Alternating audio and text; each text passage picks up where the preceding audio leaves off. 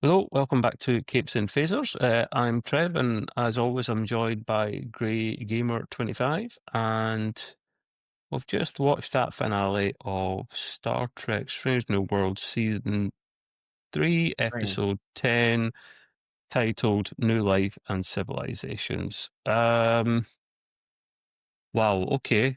First of all, Grey, I'm not really surprised this came about the way it did because we knew that the Vesta or whatever the hell they're called were going to come back, Sure. and there was unfinished things to be looked at. I'm okay. We saw this episode differently, I think, you and I, for different reasons. Mhm. I essentially give this a 6 out of 10. For me, it's Oh. lower. Yeah, it's lower. It's one of the first times that we've changed our opinion quite a bit. I'll let you go first, of course, and let you can let me know what you gave it out of 10, and just kind of give me a rough idea why. No, I'm not going with 10. I was thinking 9. I think the more think about it, I might go to an 8. It's kind of like like half of it was below what I expected and the other half was above what I expected.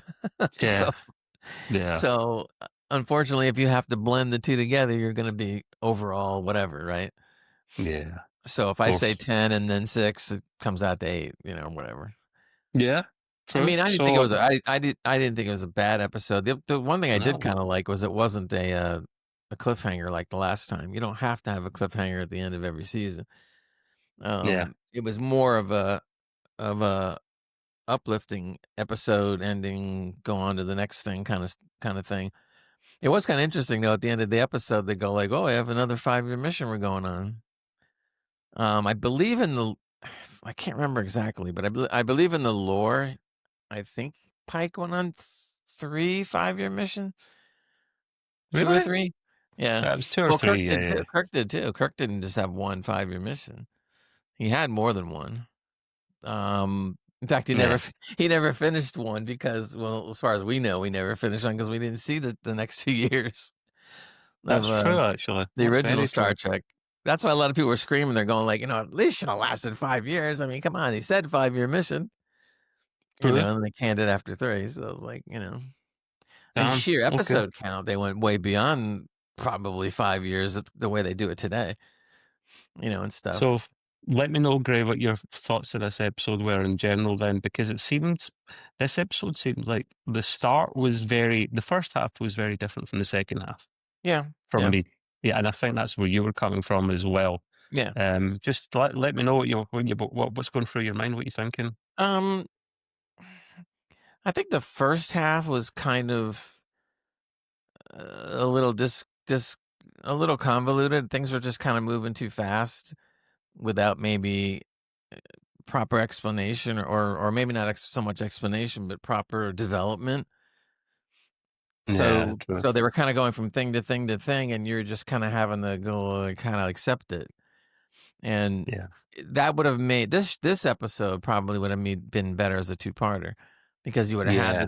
the time to develop the first part Yeah. and not feel like it's rushed. So the episode to me, the first half especially, the episode to me seems rushed. Mm. Not terrible, but rushed. It shouldn't have been rushed. And then the second half seemed to do the opposite. It slowed down. It slowed down then, Yeah. Yeah. and and then things were kind of like falling into place better and made a little more sense, and Yeah. stuff like that. The only thing I Sounds kinda like don't like is because we know more about Patel, is when the last episode or the episode before, whatever it was, she was, I don't know, call it cured, but she was doing better and enough to be able to go back to work, and so she was yeah. accepted that job. So to me, is that was this time, even though I liked it, this time was anticlimactic. They just said how she's well and you can go back to work, and it was wonderful, and she was couldn't wait to accept the position and get back to work and stuff. So that was her story was already closed. And she never even made the job, not even one day. Yeah, exactly. And then all of a sudden they opened the up again, and then you knew as it was going along what was going to happen. So what they should have done then in the prior writing, they never should have mentioned this position at all. Or if they were gonna mention it, they should have said something like, "Well, I'm in the running for X position." Yeah, Uh, that would have made more sense. Yeah, right, yeah, exactly, but not a confirmation of getting it.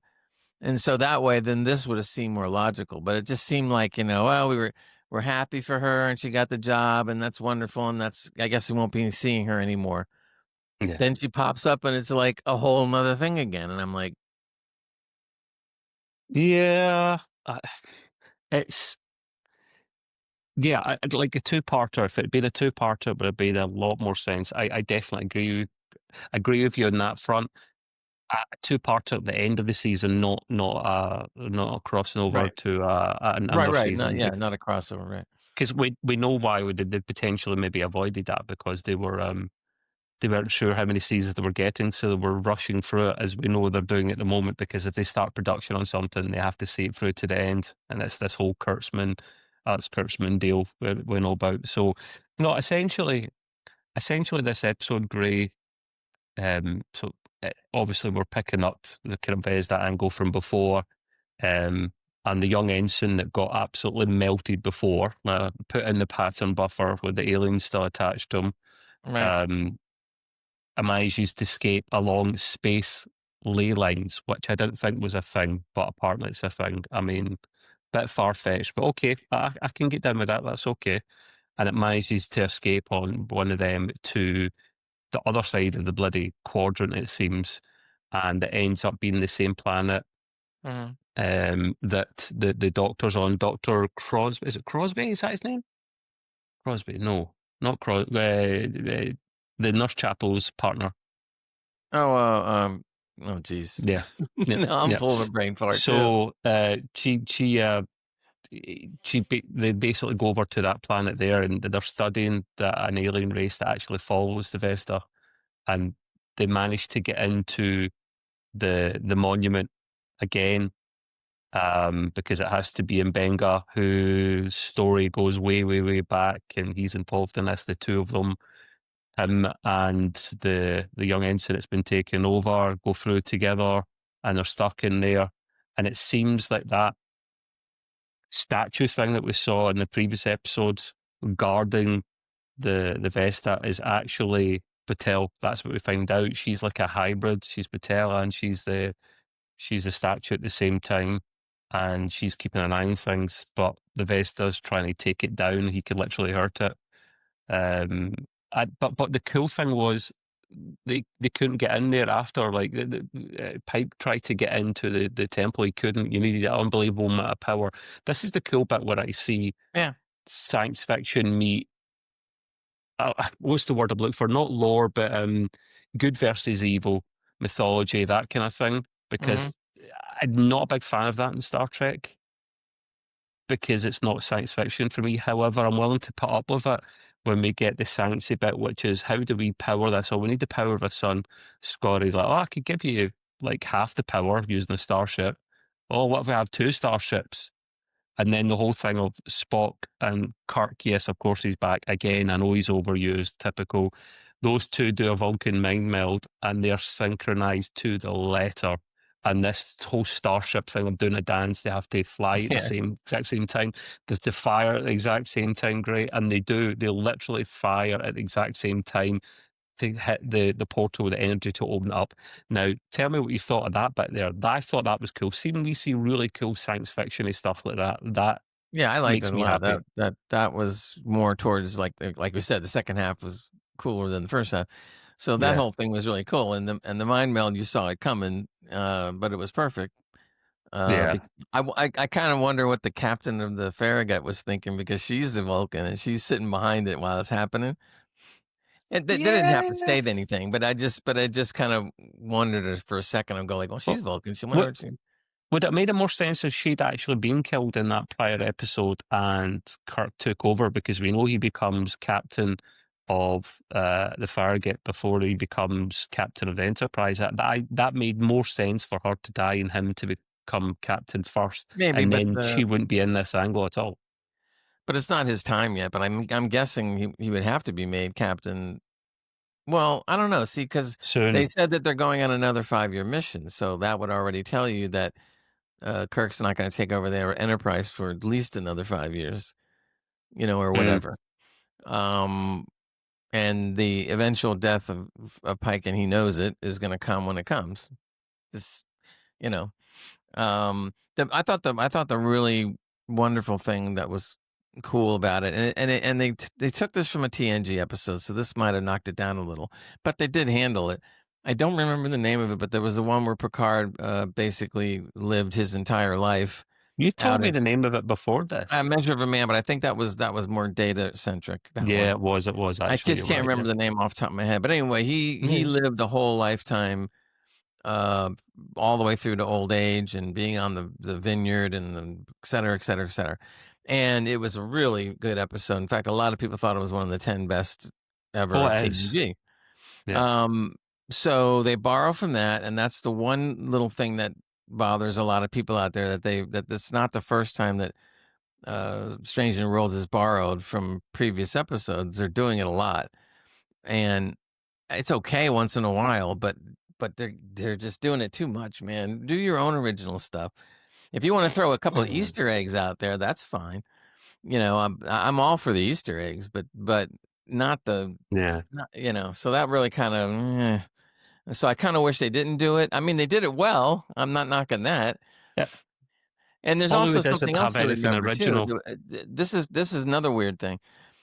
In the original pilot, where Jeffrey Hunter played Pike, and in Menagerie Part 1 and 2 in the original series, uh, Pike basically at the end of a lot of this, he met up with a bunch of aliens that were like super intellects, but so powerful that they could project a hallucination upon anything and make it look 100% real. You wouldn't know the difference.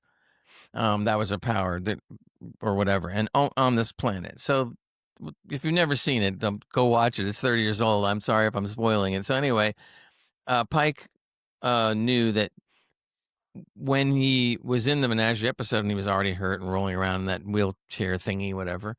Um, Kirk and Spock, actually more Spock, decided that they needed to return him to that planet, the Telosians, I think it was. And they went to the planet, and they and the aliens there remembered Pike from long ago when he visited the planet, and went through this thing.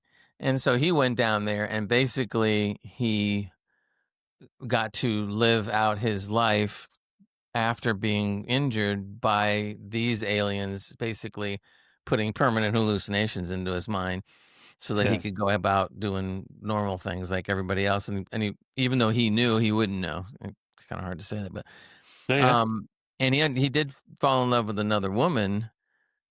You know, we didn't know about Patel until now, but back then he fell in love with a woman, and she was disfigured as well. She really didn't look good at all. She was all Yeah. messed up. And in turn, she was benefiting from the fact that now they could actually, live their life out because the Telosians would be able to help them with that. Mhm. So that whole thing was borrowed again because essentially Pike was given the gift. Captain Mattel said he was going to get a gift, and the gift was that it was within her power, uh, or or the entity or whatever you want to call it, to grant them a life of what it would have been if he had married Patel, had kids, the whole 9 yards, all the Yeah. way through old age and death. So so I thought that was really nice. I mean, again, yes, it was lifted from these episodes. That's the downside. Yeah. But I can't fault the writing was still good even if they did borrow, and I can't fault the actors because they pretty much sold it so that it would look really good. And it was really touching and it was emotional and everything, and that's all good. And like I said, the only reason I want to dock it some is because the first half was convoluted and then they borrowed again. So I hope moving Yeah. forward in season 4 that they don't do wholesale borrowing like this. I mean, why can't they just do the Easter egg thing? Remember, they used to do stuff like that in Deep Space Nine and Well, TNG. There'd be little things here and there. Greg, we know that Hollywood's run out of ideas. We know this, and Alex Kurtzman, none of us are big fans of him. They'll recycle stuff. They'll borrow. I mean, you're borrowing from something that hasn't happened yet in Star Trek lore. That triggers me ever so slightly. I Mhm. know it doesn't really matter, it can happen before, but it's just lack of imagination. Like, you're Yeah. trying to tell me that you've got some Trekkies in that writer's room, other non-Trekkies, supposedly good writers, and that's even if you'd even if you'd very loosely borrowed something but worked it out yourself, it's as if they've copied someone's essay and only changed Yeah. around little bits instead of just taking the theme and then going in and working their own angle into it, which is kind of a shame. Which is kind of a shame, but I don't blame the writers because the writers are directed to what to do by either the head writer or whatever other showrunner, person in the loop. So, obviously, they've come to the writers' table and said, "We wanna borrow a bunch of shit this season from old shows." I mean, how else could it be explained? They've yeah, lifted stuff in at least 3 episodes this season, or whatever, or more, and that's just too much. I mean, yeah, again, if you it have is. 30 episodes and you wanna do it once or twice, fine, but if you got 10, eh I mean, come on, man. Even if you pulled it off and it was a good episode, doesn't matter. The fact of the matter is, hello, where's the originality? So I'm hoping they don't do this again. I Yeah, mean, yeah, let's agree there could have been more goofy, quirky episodes in this season. yeah, That was our fear, and thankfully there wasn't. That's a relief. yeah, Can you give me your opinion on the whole good versus evil angle? Because for me, that's not really got a place in science fiction. I mean, even in Star Wars, it's a bit weird, but you kind of get that because that's their whole shtick with Darth Vader and whatnot. yeah. Of But the course, whole good they versus did that evil from the very thing is a bit beginning, weird for right? me. Right. Yeah. They explained the good, the force, and the dark side right at the up front. So So they were obvious about what they were about, whereas right. Star Trek's not really ever done that. It's dabbled on in that, but it's not really went there. So are you okay with that angle I or mean, no? nah, no, I think it could have been handled a little better. I get that, through civilization, everybody's looked at things as being, good or evil, and that is a fact going through history and stuff. So I get that part of it. But when they started kind of saying or inferring that, like, oh, it's always been this way through the whole galaxy because of these people, Yeah, then I start going like, not the whole galaxy isn't judged good and wasn't made good and evil because these people were the original good and evil. So I'm yeah, kind of yeah, like, that's a stretch for me. I'm sitting there going like, you're not the original evil and the original, good guys. yeah. I mean, No, but now you're starting to, even though they didn't say it, you're starting to go into the like godlike for real realm and touching yeah, and touching on religion or something. Even though they didn't say no, that. there would have been a much easier way of explaining this Yeah, if they something. just kind of went. I mean, at the end of the day, the Vesta are an alien species, aren't they? So the whole thing of what is magic? Magic is science we just don't understand yet. It's been a line in many of a franchise before, Right. including Marvel before. They are aliens at the end of the day who are just not very good. They're not nice people, not a good species. That's all it is. And there's a Q-like entity, if you like, the statue Mhm. that is the equivalent of good. They're going to stop them. So maybe we shouldn't look at it as good versus evil. Maybe we should just look at it as two alien species and Yeah. Patel, stroke whatever the hell she was, just bust up the bad guys and now is looking over them for the remainders of our days permanently. The Just other kind of thing, what and that is. and maybe I'm stretching it a little bit, is that when Patel went through her metamorphosis moment or whatever, her Mhm. eyes turned into like galaxies. You could see like galaxies in her eye. There's space, Yeah, it was cool. and it was cool. But then I'm starting to think back. Well, they did that in TOS when his Kirk's friend Gary Mitchell. They went through a powerful whatever it was, and they gave him and this other girl powers that continued to increase until they became Yeah, like gods. which there's an analogy there now as well. Mhm, And mhm, so there when I is. saw that, I'm sitting there going like, "Whoa, whoa, hope they're not gonna be doing the Gary the Mitchell thing," and I'm like and then they didn't, but she looked a lot like that, just better effects, and stuff, and so Yeah. I might be nitpicking now, but still, it happened once before, somebody took it, and Yeah, I know. I have a hard time, thinking that they didn't know about that episode, and they decide, "Oh, that looks Of cool, course they let's do it did. again." Of Right, course they so it did, just Gray. they gotta get off this thing, man, come on, I mean, Easter Yeah, egg, fine, having a well, character introduced, fine. the thing is, Gray, season 4 and then season 5, which is gonna be shorter, they were rushed, so that gives me a little bit of a concern. Mhm. I'm hoping I'm just being a glass half empty person there, and it's about nothing, but they did rush it, so if it Well, comes they did poor, have some then very good episodes this season, so I'm yeah. at the point now where is it perfect? Is it the way it used to be with the old Star Trek, series? No. No. None of them have been, but this is the closest we've gotten. What would you give this season out of 10? Oh, wow, the whole season? I'm gonna Geez, give that's it a 7, which I think is respectful considering it yeah, wasn't perfect, but it was better than before. yeah, I guess I would go with a 7, but it's so hard because they had some really crap episodes mixed in But some with belters, with the yeah, good ones, so yeah, you're just kinda like, yeah. "Well." It'd be so much easier to sit there and go, like, if they did 30 episodes, you could say, like, "Oh, the whole season's like," Yeah, yeah, but you're yeah. judging it on less than, on just 10 episodes. I mean, you think about it, it's kinda mind-boggling. Back then, they used to do close to 30 episodes in the Mhm. '60s. So so if you were to extrapolate that, you'd had at least 2.5 seasons to 1. So, Yeah. like so So they've got technically they've got a higher bar to hit, and they're not right. always hitting it. So technically, TOS would have been 2, 4, 6. That t TOS would have lasted 7 seasons at that rate, Mm, doing mm, only that many episodes. So, interesting.